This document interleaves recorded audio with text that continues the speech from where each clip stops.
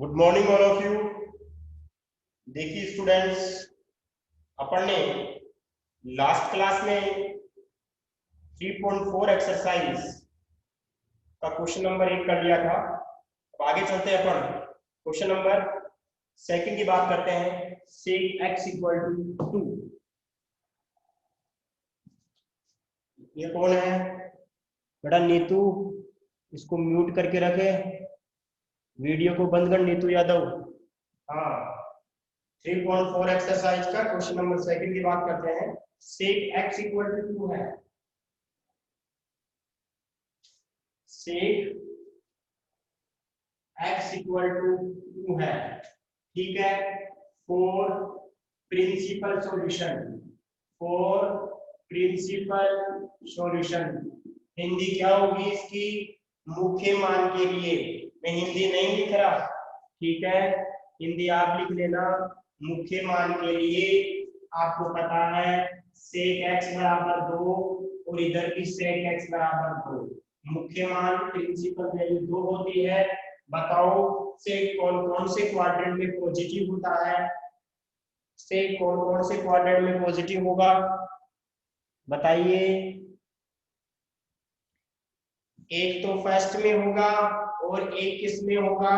4 में होगा, ठीक है। फर्स्ट और 4 में होगा तो इसको कैसे लिखेंगे? Sec x equal to sec pi by 3।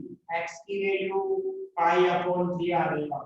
अब इसको कैसे लिखेंगे? फोर्थ क्वाड्रेंट में कैसे जाते हैं? 2 पाई माइनस करेंगे प्लस करेंगे। फोर्थ क्वाड्रेंट में जाने के लिए 2 पाई माइनस होगा या फिर 2 पाई प्लस होगा? बताइए। माइनस होगा, बिल्कुल माइनस होगा। तो माइनस पाई बाई 4 लिखेंगे, कितना, सॉरी पाई बाई 3 लिखेंगे। यहाँ से कितना आ जाएगा? Sec x equal to sec 5 pi upon 3 आएगा। x की value 5 upon 3। Hence principal solution, hence principal solution कितना हो जाएगा? x इक्वल टू 5 अपॉन 3 और ये 5 पाई अपॉन 3। एक आंसर तो आपका ये हो गया। अब अपन किसके लिए बात करेंगे? और जनरल सॉल्यूशन के लिए बात करेंगे, और जनरल सॉल्यूशन। अब आपको पता है जनरल सॉल्यूशन में अपन छोटी वाली वैल्यू से काम हो जाएगा अपना। सेक x इक्वल टू कितना है आपका? 2 है, ठीक है। तो यहाँ से अपन क्या कर सकते हैं? सेक x इक्वल टू अगर आपका 2 है तो अपन इसको देखिए, वैसे जो काम सेक के लिए होता है, जो काम देखिए यहाँ पे सेक x है, तो देखो यहाँ से क्या कर सकते हैं अपन? इसको कोस में भी चेंज कर सकते हैं। कोस x इक्वल टू 1 अपॉन 2 आ जाएगा। होगा नहीं होगा? कोस x इक्वल टू 1/2 होगा। अब आप मेरे को ऐसे बताओ, मैंने कोस में क्यों लिखा? कोस में क्यों लिखा मैंने?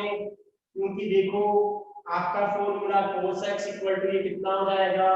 कोस पाई अपॉन 3 आएगा। आएगा नहीं आएगा? अब आपको पता है जब cos x equal to cos y होता है, cos x equal to cos y होता है, तो मैंने फॉर्मूला लिखा था y इक्वल टू होता है 2n pi, sorry x equal to होता है 2n पाई प्लस माइनस x। वैसे मैंने सेक का फॉर्मूला नहीं लिखाया था, कोस का लिखाया था, इसलिए मैंने उल्टा कर दिया। क्या कर दिया मैंने? उल्टा कर दिया। तो यहाँ से x की वैल्यू क्या आ जाएगी? 2n पाई प्लस माइनस पाई अपॉन 3, जहाँ पे n बिलोंग्स टू क्या है? z है।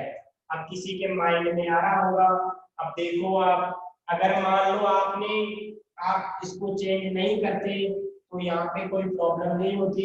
यहाँ पे क्या लिखते? Sec x equal to sec pi हो। क्या बोला मैंने? Sec x equal to sec pi, x equal to ये होता है, लेकिन अपन ने कोस का पढ़ा है इसलिए मैंने कोस में चेंज करके कर दिया है। अब अगर n की वैल्यू आप 0 रखोगे इसके अंदर, देखो n की वैल्यू अगर 0 रखोगे ठीक है, जैसे मान लो 12 पाई प्लस कर दिया मैंने, मान लो एक बार के लिए एन की वैल्यू 0 रखूंगा तो पाई बाई 3 आएगा, आएगा नहीं आएगा। अगर मान लो मैंने यहाँ पे माइनस कर दिया, माइनस भी तो है, अगर मान लो मैं एन की वैल्यू 1 रख दूं तो कितना आएगा यहाँ से 2 पाई माइनस पाई अपॉन 3, ये 5 पाई बाई 3 हो जाएगा। कहने का मतलब क्या होता है, जो ये जनरल सॉल्यूशन आता है उसमें सभी वैल्यूज आती है, सभी वैल्यूज आती है। अगर मान लो आप ऐसे नहीं करते और ऐसे करते, इस तरह हम यहाँ पे 1 बाई पाई बाई 3 की जगह अगर 5 पाई बाई 3 लिख दें, 1 बाई पाई अपॉन 3 के लिए 5 पाई अपॉन 3 लिख दें, तो इससे क्या होगा बेटा, कोई बात नहीं है। यहाँ पे अगर आपने 5 पाई बाई 3 लिख दिया तो देखो कैसे करेंगे, एन की वैल्यू अगर 0 लेके चलेंगे, एक बार इसको प्लस ले लो तो ये 0 हो जाएगा, 5 पाई बाई 3 आ जाएगा, यानी कि ये वैल्यू आ गई। अगर मान लो मैं यहाँ पे माइनस लेके चलता हूँ और एन की वैल्यू 1 लेके चलता हूँ, तो बताओ 2 पाई माइनस कितना हो जाएगा 5 पाई बाई 3, सोल्व करेंगे तो कितना आएगा पाई अपॉन 3। यानी कि आप यहाँ पे ये लो चाहे ये वैल्यू लो, सभी वैल्यूज इसके अंदर आ जाती है।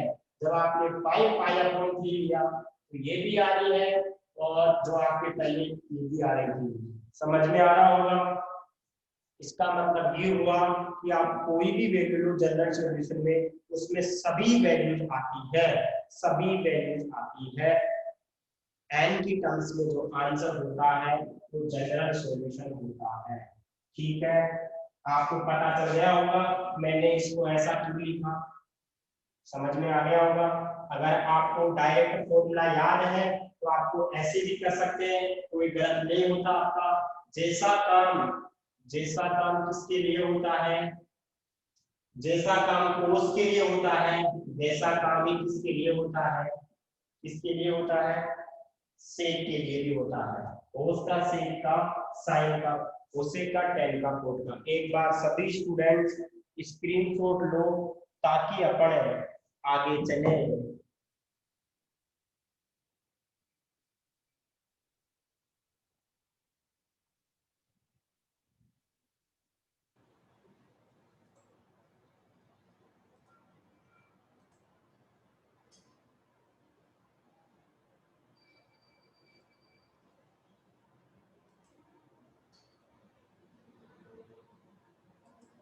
ओके, ये कौन है, चेतन बेटा वीडियो को बंद करो। अब अगला है cot x equal to minus का रूट 3। अब आप मेरे को ऐसे बताओ कोट कहाँ कहाँ नेगेटिव होता है, cot x equal to minus का रूट 3 कोट कहाँ कहाँ पे नेगेटिव होगा, आपको पता चल गया होगा। एक तो सेकंड क्वाड्रेंट में नेगेटिव होता है, एक कहाँ होता है फोर्थ क्वाड्रेंट में नेगेटिव होता है। बिल्कुल सही बात है, सेकंड में जाएंगे तो पाई माइनस करना पड़ेगा और फोर्थ में जाएंगे तो 2 पाई माइनस करना पड़ेगा। ठीक है, तो ये लो अगला क्वेश्चन कैसे करेंगे अपन, थर्ड वाला क्वेश्चन है cot x इक्वल टू कितना है माइनस का रूट 3। तो यहाँ से cot x equal to minus का रूट 3 और ये cot x equal to minus का रूट 3। यहाँ पे कौन से क्वाड्रेंट में गए अपन गए cot पाई माइनस रूट 3। कौन सी वैल्यू पे होती है cot की, ये होती है 30 पे होती है, तो पाई बाई 6 आएगा यहाँ पे। ठीक है, cot 5 पाई अपॉन 6 हो गया, ये cot x हो गया। x की वैल्यू 5 अपॉन 6, यहाँ से कितना हो जाएगा 2 पाई माइनस करना पड़ेगा क्योंकि फोर्थ क्वाड्रेंट में जा रहे हैं। ठीक है, यहाँ से कितना आ जाएगा 11 पाई अपॉन 6 आएगा, x की वैल्यू 11 पाई अपॉन 6। तो हेंस प्रिंसिपल सॉल्यूशन क्या आ गया आपके पास, x की वैल्यू 5 पाई अपॉन 6 है, 11 पाई अपॉन 6 है। ठीक है, अब जनरल सॉल्यूशन के लिए बात करते हैं और जनरल सॉल्यूशन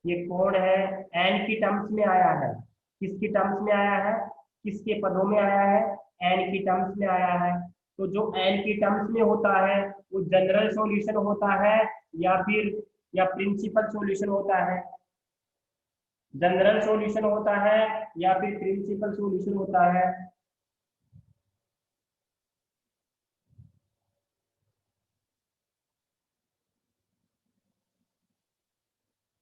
जनरल होता है। तो बिल्कुल यही आंसर है इसका। ठीक है, अगला क्वेश्चन देखो। क्वेश्चन नंबर 6 की बात कर रहे हैं। cos cos 3x plus cos 3x plus cos 2x minus ऐसे कुछ है, sorry cos x, cos 3x, एक सेकंड,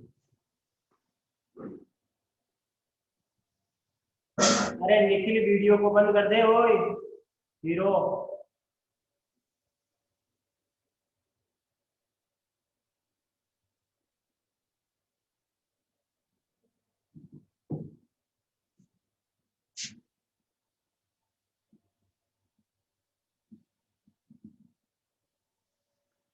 अब देखो, इसमें 3 टर्म्स आ रही है।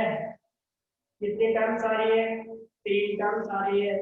आप मेरे को बताओ कौन से वाले 2 टर्म्स में फॉर्मूला लग सकता है और कौन सा फॉर्मूला लग सकता है, जल्दी बताएंगे। कौन सी 2 टर्म्स में फॉर्मूला लगेगा और कौन सा लगेगा?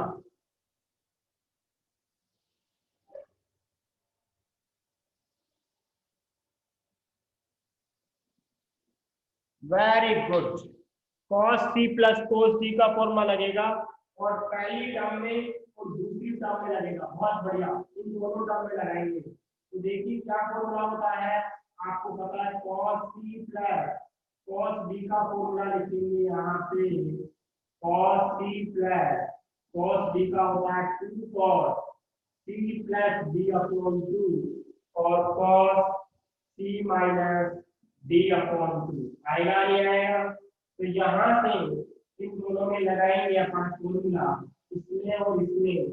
2 cos c plus 3x plus x upon 2 आगे आएगा cos dx minus x upon 2। ठीक है, माइनस का क्या है, cos 2x इक्वल टू 0 आएगा। यहाँ से कितना हो जाएगा, 2 cos 2x cos x माइनस cos 2x इक्वल टू 0। इन दोनों को सोल्व करके लिख दिया है। क्या कॉमन आएगा इस दोनों में? cos 2x कॉमन आएगा, क्या बचेगा, 2 cos x माइनस का 1 इक्वल टू 0। एक बार सभी स्टूडेंट्स इतना स्क्रीनशॉट ले, फिर अपन आगे चलते हैं।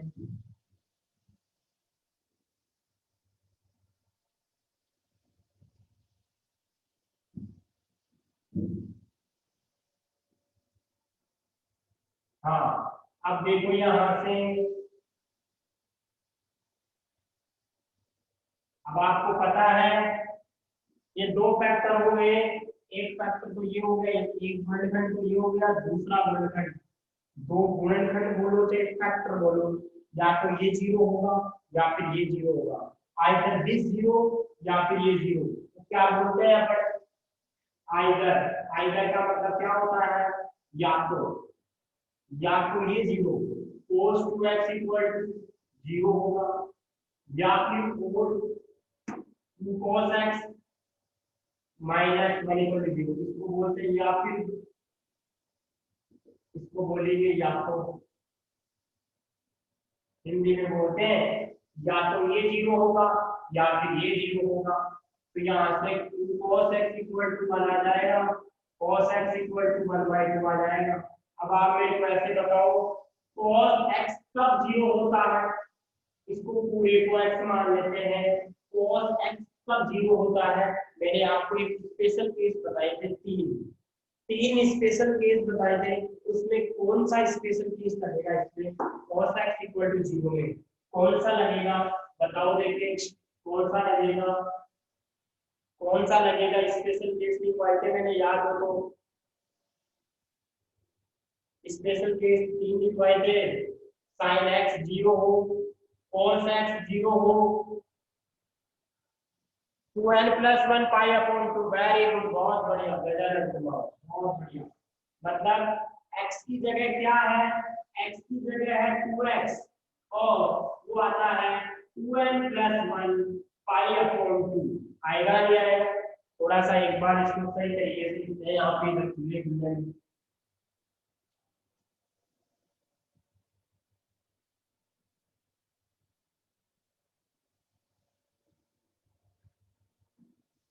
आइदर तो बोलेंगे या तो दूसरा और या फिर, ठीक है, cos 2x इक्वल टू 0, आपको पता है cos x इक्वल टू जब 0 होता है, if cos x equal to जब 0 होता है, x की वैल्यू क्या लिखा था मैंने लिखाया था 12+1 पाई अपॉन 2, ठीक है।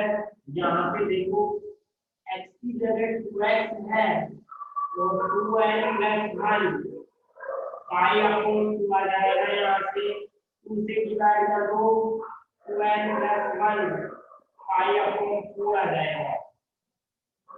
अपने को x की वैल्यू चाहिए, अपना मेन टारगेट क्या होता है, x की वैल्यू का।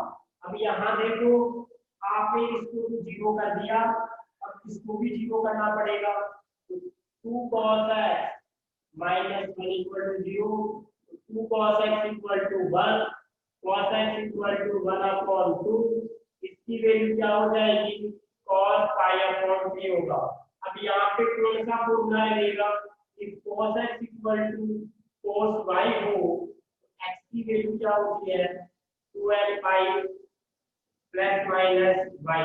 मैं ऐसा क्यों लिख रहा हूँ, क्योंकि अपना आंसर लाना है वो n की टर्म्स में आना चाहिए, मतलब n के पदों में आना चाहिए, इसलिए मैं n वाले फॉर्मूले लिखता हूँ। तो यहाँ से x की वैल्यू क्या आ जाएगी 2n पाई प्लस माइनस पाई अपॉन 3 आ जाएगा।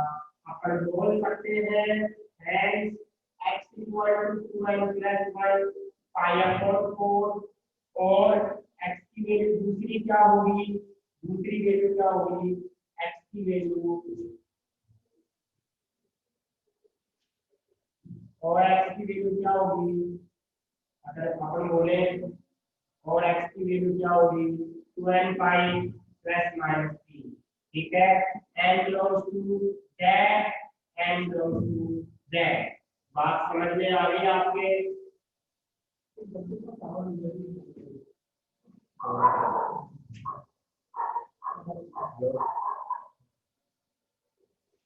एक बार बेटा इसका स्क्रीनशॉट लो सभी स्टूडेंट, फिर आगे चलते हैं।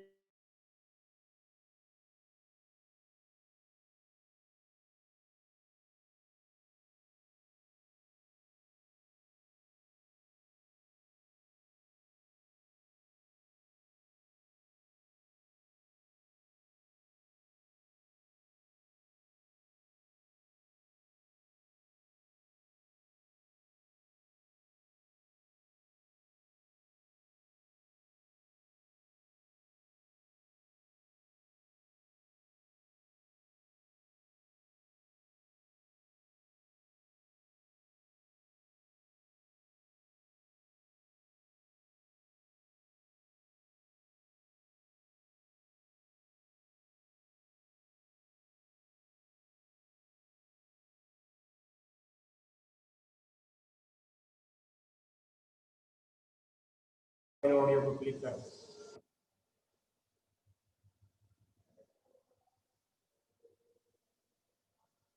और अच्छा तो बेटा जब क्लास खत्म होने वाली है, मेरे को ना कॉल करना, अभी कैसे नंबर ले ले, 3 बजे कॉल करना, फिर तेरे को मैं बता दूंगा कैसे करना कर लेना, ठीक है।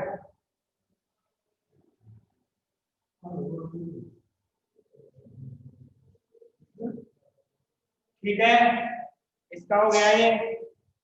अब देखो अपन आगे चलते हैं।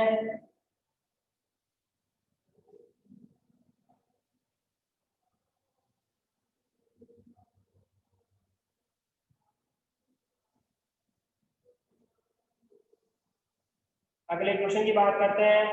cos 2x sin 2x plus cos x equal to 0।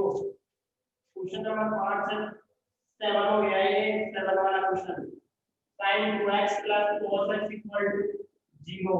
अब देखो यहाँ पे एक फॉर्मूला लग रहा है, किसका फॉर्मूला लग रहा है और कौन सी टर्म में फॉर्मूला लगेगा यहाँ पे बताओ। देखिए किस टाइप का फॉर्मूला लगेगा, कौन सी टर्म में लगेगा फॉर्मूला। sin 2a का, अरे बहुत बढ़िया बहुत बढ़िया बहुत बढ़िया। बेटा गजानंद तेरी कितनी परसेंटेज है 10th क्लास में? गजानंद, गजानंद कुमार बेटा कितनी परसेंटेज है 10th क्लास में? 93। शाबाश बेटा शाबाश, सभी की अच्छी परसेंटेज है, सभी आंसर दे रहे हैं, बहुत बढ़िया। तो यहाँ पे sin 2a का फॉर्मूला लगेगा 2 sin a cos a लगेगा। आगे समझ लेंगे cos x इक्वल टू 0। ये समझ में आ गया कैसे आया फॉर्मूला? सभी के समझ में आ गया ये 2 sin x cos x कैसे हुआ। अब इन दोनों में क्या कॉमन आ रहा है? cos x आ रहा है, 2 sin x प्लस का वन इक्वल टू 0 आएगा। तो या तो आइदर हमें इंग्लिश में लिखूंगा, या तो ये 0 होगा या फिर 2 sin x प्लस का वन इक्वल टू 0 हो जाएगा। अब ये स्पेशल केस लगेगा यहाँ पे, तो यहाँ पे डायरेक्ट स्पेशल केस लगेगा सेकंड नंबर वाला, x इक्वल टू 12 प्लस 1 पाई अपॉन 2। यहाँ पे ब्रेक होगा ये 2 sin x माइनस का बनाएगा sin x की वैल्यू माइनस का 1 अपॉन 2। अब एक प्रॉब्लम हो गई सर, यहाँ पे आप प्रिंसिपल सॉल्यूशन कैलकुलेट कर रहे हो। कौन सा सॉल्यूशन कर रहे हो? प्रिंसिपल सॉल्यूशन कैलकुलेट कर रहे हो। तो सर हमारे को कैसे पता चलेगा कि अपन कौन सी वैल्यू ले और कौन से क्वाड्रेंट में जाए? देखिए sin x कौन से क्वाड्रेंट में नेगेटिव होता है? एक तो थर्ड में होता है, एक फोर्थ में होता है। लेकिन छोटी वैल्यू कौन से आएगी? थर्ड वाले से आएगी, फोर्थ वाले से आएगी छोटी वैल्यू? जल्दी बताइएगा। देखिए मैं पढ़ाऊंगा तो आपसे क्वेश्चन पूछता रहूंगा। अर्चित कुमार बहुत बढ़िया, शाबाश बेटा शाबाश। पूजा चौधरी, माही कुमावत, सलोनी राठौर बहुत बढ़िया, सब सब होशियार हो। एक दिन आप कोरोना को खत्म कर दोगे बेटा, आप कोरोना को जल्दी हराने वाले हो, क्योंकि आपका कॉन्फिडेंस बहुत हाई लेवल का है। ठीक है, तो यहाँ पे sin x equal to minus का बना फॉर्मूला है। अपन थर्ड क्वाड्रेंट में जाएंगे, थर्ड क्वाड्रेंट में जाएंगे तो sin यहाँ से कितना हो जाएगा, पाई प्लस करना पड़ेगा। थर्ड क्वाड्रेंट में जाने के लिए पाई प्लस करते हैं और पाई प्लस पाई अपॉन 6 करना पड़ेगा, बिकॉज पाई अपॉन 6 की वैल्यू कितनी होती है 1 अपॉन 2। यहाँ से कितना आ जाएगा बच्चों, यहाँ से sin x इक्वल टू आ जाएगा, sin सोल्व करेंगे इसको 7 पाई अपॉन 6। अब आपको मैंने एक फॉर्मूला लिखाया था बच्चों, मैंने कल एक फॉर्मूला लिखाया था, तो क्या लिखाया था? अगर ऐसा होता है, अगर ऐसा होता है sin x equal to sin y होता है, तो मैंने क्या लिखवाया था? x इक्वल टू n पाई प्लस माइनस 1 की पावर i। याद होगा आप लोगों को, x की जगह x है, y की जगह 7 पाई अपॉन 6 है।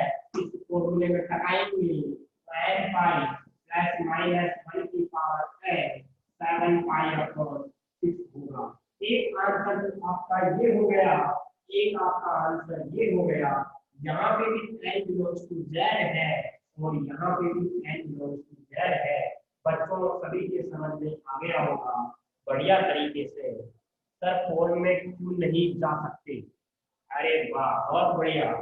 राजीव, क्या नाम है? हाँ ये रिजवाना बानो, अच्छा अच्छा अच्छा।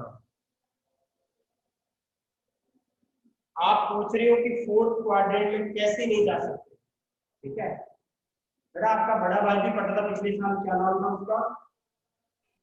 आपका बड़ा भाई भी पढ़ता था, क्या नाम था उसका? 12 हिंदी मीडियम मैथ्स में था, इसकी 92 बनी थी परसेंटेज।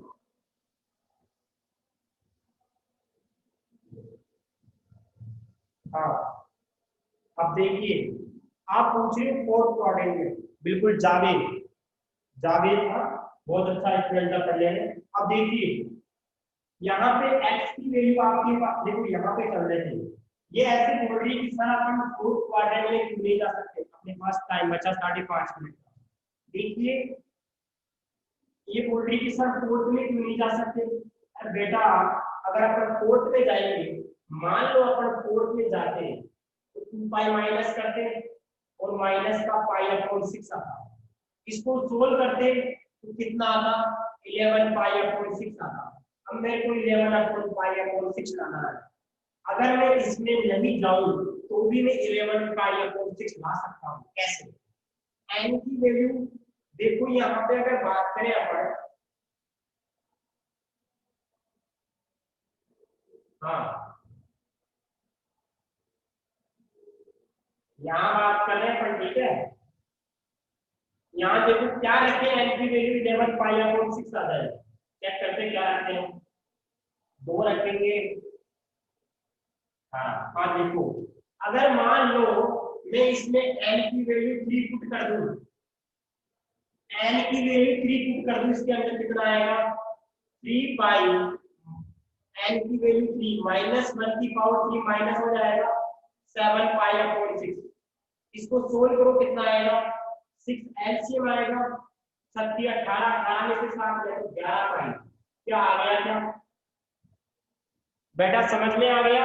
अगर n की वैल्यू आपने 3 रख दी तो ये आ जाएगा, यानी कि अगर आप ये नहीं लेके चलोगे तो भी आ सकता है इसके अंदर, अगर ये नहीं लेके चलोगे तो भी आ सकता है। तो आप बड़ी वैल्यू क्यों लेके चल रहे हो, क्योंकि इसके अंदर सब कुछ है, आप ले सकते हो, ये वाली वैल्यू भी रख सकते हो, यहाँ पे चेंज हो जाएगा।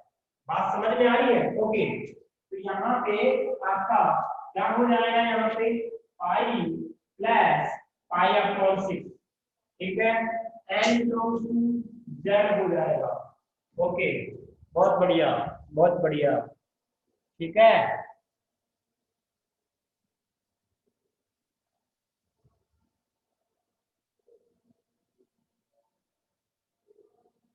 स्क्रीनशॉट ले लो इसका सभी स्टूडेंट्स।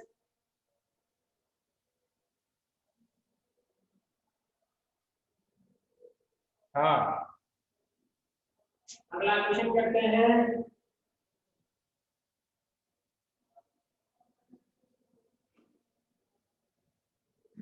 एक बार अगला क्वेश्चन करने से पहले और दोनों क्वेश्चन मैं बता दूंगा आपको, बेटा ये दोनों क्वेश्चन है मैं करवा दूंगा आपको कल क्लास में, लेकिन आप एक बार मिसलेनियस एक्सरसाइज निकालो सभी स्टूडेंट्स, मिसलेनियस एक्सरसाइज निकालेंगे आप लोग, और मिसलेनियस एक्सरसाइज में मैं जो जो क्वेश्चन बोल रहा हूँ वो आपको करना है, बाकी मैं करवा दूंगा।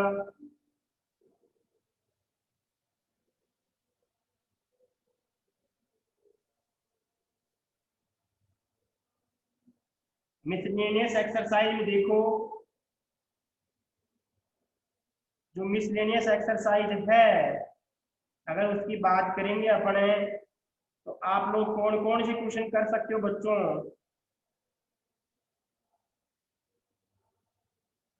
मिसलेनियस एक्सरसाइज का आप क्वेश्चन नंबर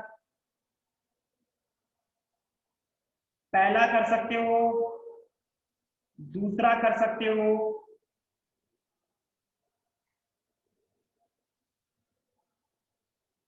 आपको कौन कौन से क्वेश्चन ट्राई करने हैं वो बता देता हूं मैं आपको। आपको वन से लेकर, आपको क्वेश्चन नंबर 1 से लेकर 7 तक ट्राई करना है बेटा। क्वेश्चन नंबर फर्स्ट से कहां तक करोगे, 7 तक। सभी स्टूडेंट्स एक बार ट्राई करेंगे 1 से लेकर 7 तक।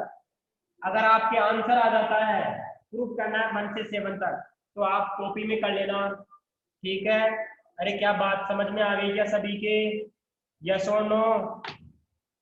ओके, तो बेटा आज के लिए इतना ही पढ़ेंगे अपन, बाकी कल पढ़ेंगे। मिसलेनियस एक्सरसाइज के 1 से लेकर 7 तक कर लेना, हो जाए तो बढ़िया, नहीं तो मेरे को तो बताना ही है, ठीक है। मैंने आपको पीडीएफ सेंड कर दी है चैप्टर चैप्टर की। मिसलेनियस एक्सरसाइज को हिंदी में बोलते हैं विविध प्रश्नमाला, हिंदी में बोलते हैं विविध प्रश्नमाला। समझ में आ गया ना, विविध प्रश्नावली बोलते हैं हिंदी में। जिसके पास बुक की पीडीएफ नहीं सेंड किए तो मेरे को पर्सनल व्हाट्सएप नंबर पे मैसेज कर देना, सर मेरे को पीडीएफ सेंड कर दो 3rd चैप्टर की बुक की। ठीक है, thank you so much, thank you.